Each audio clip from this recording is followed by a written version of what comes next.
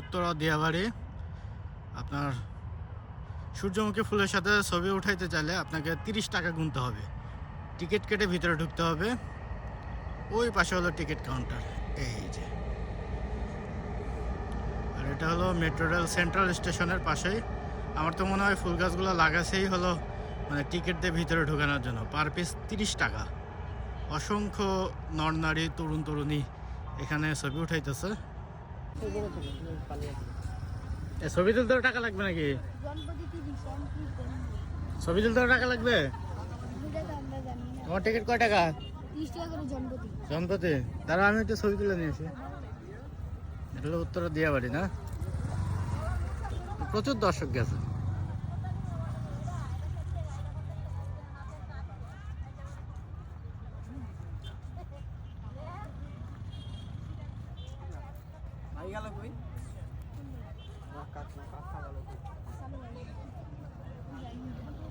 ভাই গাছ কি লাগাইছেন টিকিটের জন্যই নাকি ভাই?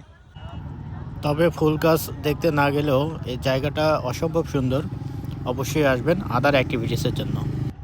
মেট্রো রেলের উত্তরা সেন্ট্রাল